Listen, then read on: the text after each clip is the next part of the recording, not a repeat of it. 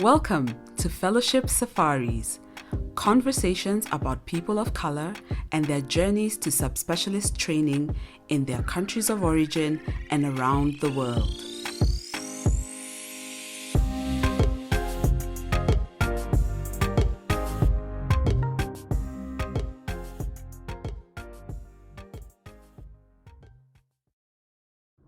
In the time that I've known Naomi, it's been clear that she's been very passionate about heart care and critical care. She's also been really clear about how much her family means to her. Hi, everyone, and welcome to the Fellowship Safaris podcast. I'm your host, Njeri Karianjahi, and today I'm so excited. I'm so excited to be introducing one of my really good friends who will be telling us her name and telling us her professional qualifications are and what her fellowship was in. Thank you so much, Njeri, for this invite. So my name is Naomi Kiniu, and I'm a pediatric cardiologist. So my fellowship clearly from the introduction is cardiology, pediatric cardiology. From the beginning, I really wanted to do cardiology. Along the way, you pick some interests, some other interests apart from cardiology. So I picked the interest of critical care. So I had the benefit of working in a critical care unit as a medical officer for a couple of years, and I really enjoyed it, and I thrived in it, and it was just it was good for me. I enjoyed those moments as a medical officer. So when I came back for my pediatric training, I considered actually doing critical care. Managing critical ill patients was really nice. Managing emergencies was it was a good moment. Those adrenaline moments were really great. But then the cardiology part of it, I realized that it gives me a bit of broadening of choice for me. I eventually decided, let me just do the cardiology. At least it has a little bit of critical care. So that's how I ended up doing the cardiology. I've always had people telling us that tumesoma sana, or rather we have read a lot. So being someone's partner, how was that conversation? One, you've done undergraduate, you've done postgraduate, and then now the conversation is, I want to do a fellowship. Was it a surprise to your husband that you still wanted to go back to go to school? No, it wasn't.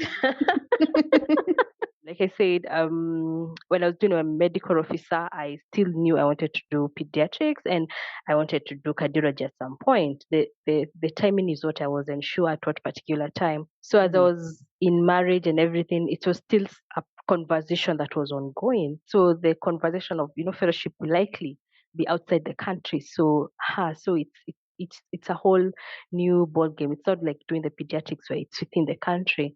So that conversation had to be an ongoing conversation with my husband, so that when the opportunity presented itself, it was not like, oh yeah, it's a surprise gift. And I remember you and I sitting at a function once. There was also other pieces of advice that came in about timing. And I remember someone saying the length of time will help you decide what you're going to choose. So what are some of the things that went into the decision you made about which institution you are going to pursue your cardiology fellowship? That was a difficult one. So you now have other things to think about, not just self, but your family, and you have children who are already in the mix. So when you decide, now I'm going for fellowship, it was that discussion of, okay, so I want to do fellowship. So where am I going to do this fellowship? So I looked at the possible places. So I'd actually applied for a position in South Africa, which I got a position, but the program was a 3-year program. Now I looked at other possibilities. So most of our cardiology training is in the Asian continent and specifically in India. I bumped into WHO, the World Health Organization, that has an arm that helps in training in the cardiology fraternity. It was like a joint program. So they were sponsoring training in a hospital in Malaysia and a hospital in India, 1 year of each.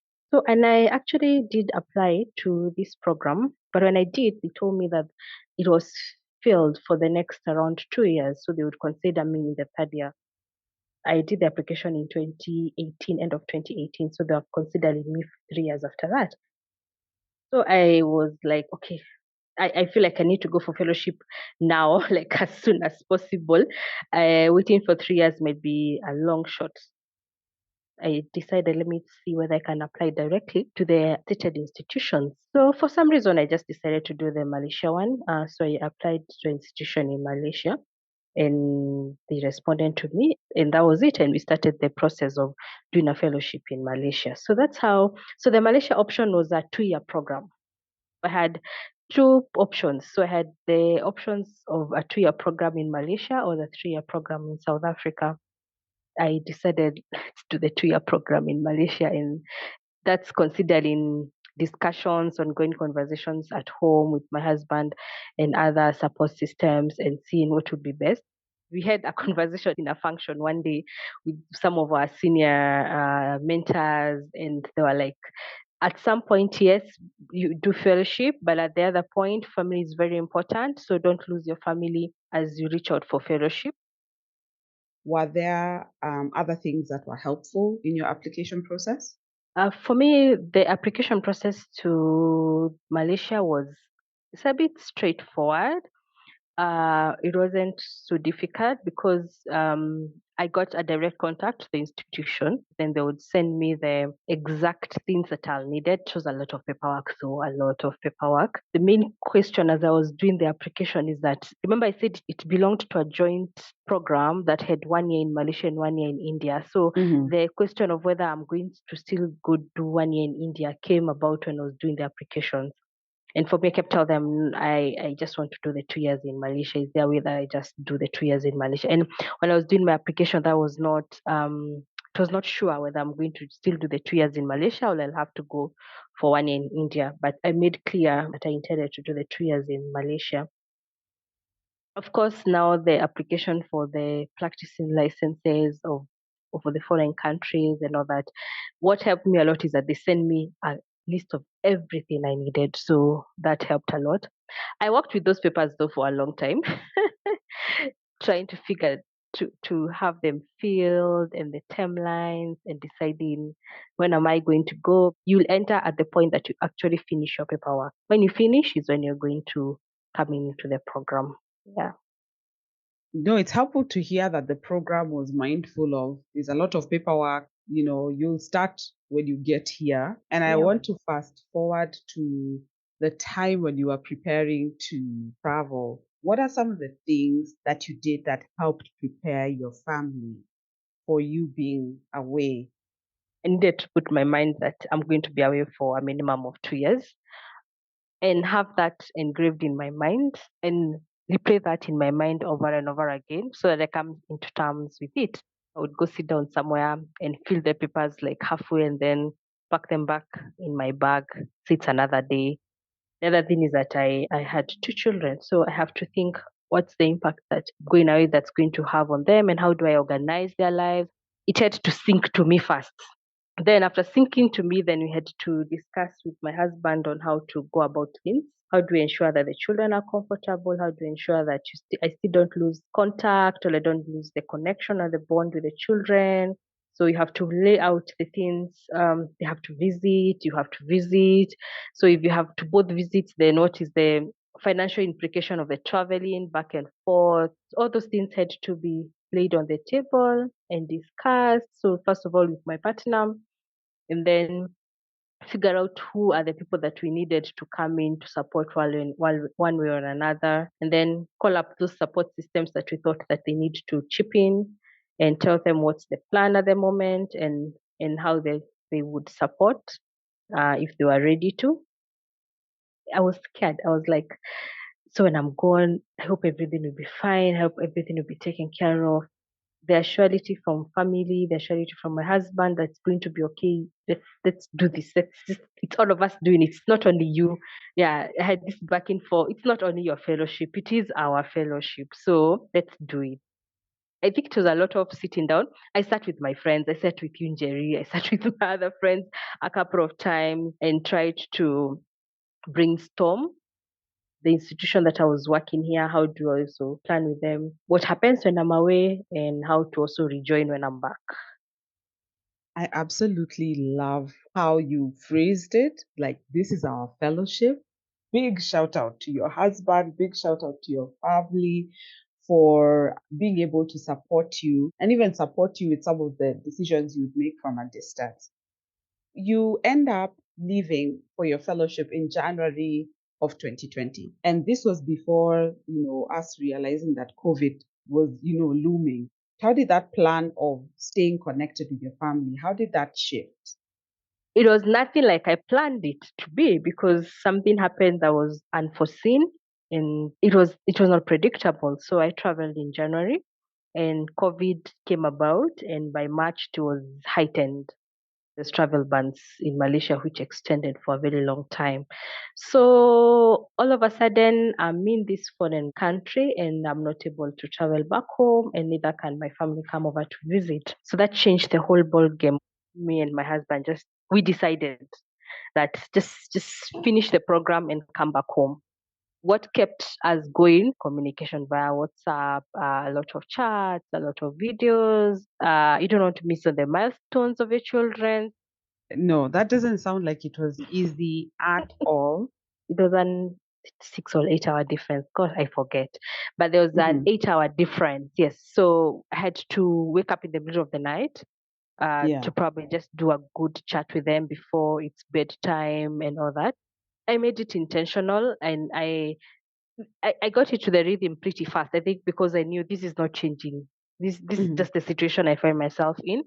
Yeah. So I made it intentional, and I made sure that I would wake up that middle of the night and have that conversation with them, nick out some few video clips and just talk to them and have a conversation or talk to and see what's happening in their day. There's an intentionality that was needed while you were away. Could you talk a little bit about what the funding scene looked like for this particular program? Because that's usually such a big thing with a lot of Mhm. people thinking about programs. Funding is usually Mhm. a big barrier. I didn't have to pay any tuition fee as Naomi, like to the institution that I did my training in. But then what then was expected of me is that I needed to work and be on call in the hospital, take up shifts and take up being on call for the hospital. That was a way of covering for the tuition fee and all that.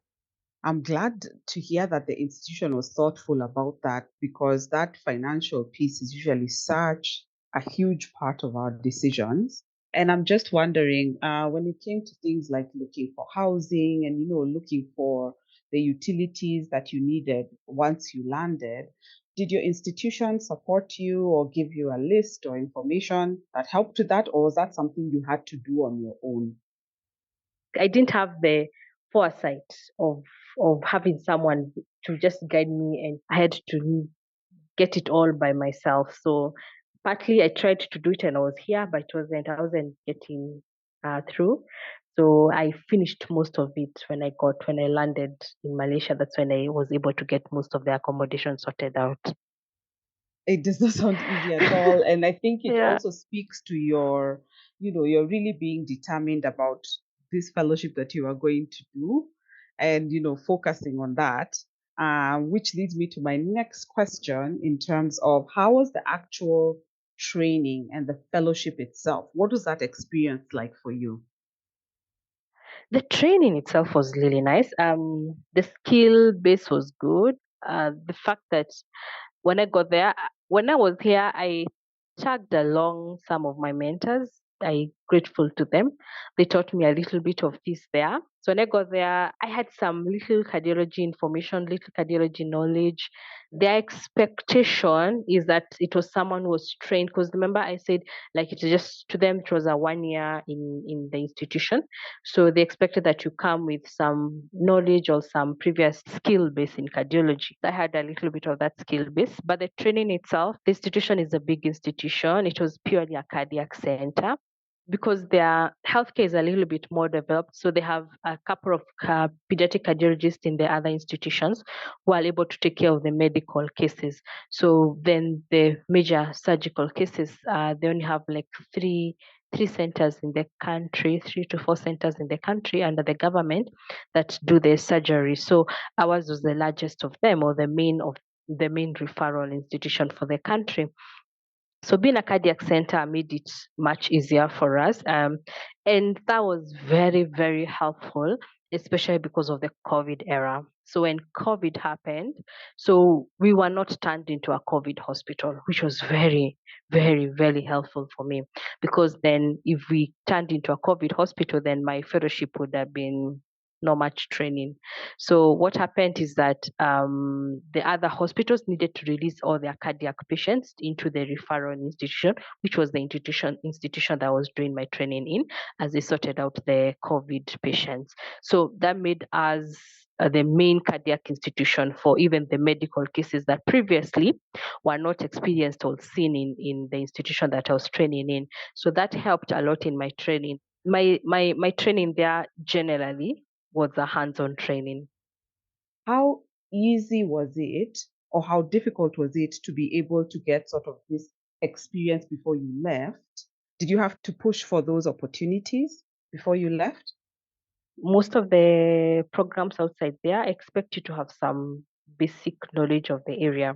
When I did my application process, there was an interview, and that's one of the comment that they told me when they interviewed me, that they thought that my knowledge skill set was not up to par to what they thought that I was to be. So after my interview, I purposed to make sure that I improve the knowledge base, because I was a general pediatrician, so I needed to intentionally look for these cardiologists and really increase my knowledge base in this cardiology field. So what I did, had to be very intentional and very bold and very out of my normal working hours and join the cardiologist. So by the time I am going there, because when they accepted me into the program, then I knew I really needed to improve on my basic cardiology knowledge. So which I really worked on. I really worked on my imaging, how to do my echoes. It wasn't easy. I had to knock doors, like be hard in offices to get some time off to join the cardiologists in their clinics so that I would learn. And then it was a different skill set because of the patient morphology. So for now, at least now we have one program in the country that can help you, even in the government institution, that can help you just build your skills and learn a little bit more before you even go outside there for the outside training. That's amazing to hear how much, those hours that you put in, even before you started the program, to prepare yourself for the program. You are learning to prepare to learn. Like, it's Yes. just amazing. When you think about the actual fellowship itself, were there some low moments? Were there some things that you wish could have gone differently through that learning experience? Of course, COVID. How COVID had its good and its bad. So I wish there wasn't COVID. At some point, I wish there wasn't COVID, because then I would have traveled more, even within the same country, even to other centers and see what they do. Because I didn't get that opportunity to travel to the other hospitals that had cardiac units. Just like our nation, we are an English speaking nation, but when you enter into a clinic, most of our patients will not come in speaking to you in English. Most of our patients will walk in speaking to you in Kiswahili. So the same experience was experienced in Malaysia. So they are an English speaking nation, but when the patients walk in, they do not walk in speaking to you in English, they'll walk in speaking in Malay. So Malay to me is a foreign language. So it was an uphill task, because that meant that I needed a translator or help during when I'm seeing the patients. For me, that was something that was an uphill task. So I tasked myself to start learning the language, or at least understand some medical aspect of it. That was one of the low moments. Even their normal conversations between themselves, they're largely not in English, they're largely in the Malay language. When they talk to you, yes, they will converse to you in English, yes. But then outside there, when you're out on the street, the language that you hear around you is all Malay. If you don't understand it, you feel a little bit left out. There was a major problem in getting an extension of the practicing license. I couldn't practice for about 2 to 3 weeks as they sorted out the practicing license, which had an issue being renewed for a second time. By their regulations, the practicing license is 1 year and it's not renewable unless with a very good reason why. So that was a low moment because at that particular time I thought, oh, maybe I'm going to finish my program here, which was 1 year. And at that particular time, the opportunity to go to India was not there because India was also struggling with COVID. It's just so interesting to still hear how positive you are despite having these two major challenges that were thrown at you, like learning a new language and having a licensing problem. Talk to us a little bit about some of the things that you did that nourished you, because it sounds like it was really busy and it was very involving. One of the things that kept me going is one, family. I talked to my family a lot. And the other thing was just thank God for internet and social media, because also COVID era, the churches were closed. So in terms of going to church, it was a no-no. But because churches were closed, then that brought a lot of Christian content. And one thing that I did when I was there, I joined a study group in the church. The people in that study group, so they were very helpful in terms of just to find out how I'm doing, and the fact that I was a healthcare worker in the time of COVID. So there was a lot of push for them to check on the healthcare workers that they know around. So they would constantly check on me. I could not forget the Kenyans there. Some of the Kenyans there were very helpful. In particular, I would just remember there's one Kenyan who would actually make for me samosas and chapatis and have them delivered to my house. Just to say, you know what, keep on doing the work you're doing. You're a health worker in time of COVID, which was a difficult time, but keep at it. So I think friends around kept me going, and then family, and then of course there are a lot of content, spiritual contacts, that the services and encouragements that you would get online, and then of course myself and the word, the Bible. So I'm a Christian at it, so I would really just dip myself and go through reading the Bible and just try to encourage myself. When you think about this whole fellowship experience, like everything, all the facets about it, do you have any regrets? I don't have any regrets towards this program. One, because I got a training that I would not have had if I did not go for this training. So, some of these things just aligned themselves the way that they should, they should, and I'm grateful to God for that opportunity. I'm grateful that I actually did this training. Even when I return back home, I see the fruits of the training. No, that's really excellent to hear. And what would be your parting shot for anyone thinking about pursuing a fellowship? I think my parting shot is that if you want to you want to pursue a fellowship program, I think just go for it. See the options available, discuss with the people around you, and there's no best time to do fellowship. Everyone is different. The best time is when you feel that you're ready and the support system around you feels that they're also ready to support you. It's difficult to do it on your own, and it's difficult to do it without any support systems around. We have to move on in our subspecialties, and this can only get done once we have this courage to take up these difficult choices and go for it. Thank you so much for taking the time to walk us through your process. Oh, thank you. Thank you so much. Thank you also for this opportunity. And yeah, I hope someone picks some of it and helps them make some decisions and some choices in life. I'm so glad you stayed tuned. Please get the word out and share it with at least 3 people. Make this episode like a chain letter. Share it, share it, share it. Come back for the next leg of our safari, where we'll be talking about... So I applied again, same facility. I think that year also met again with the same consultant, and he insisted I push through.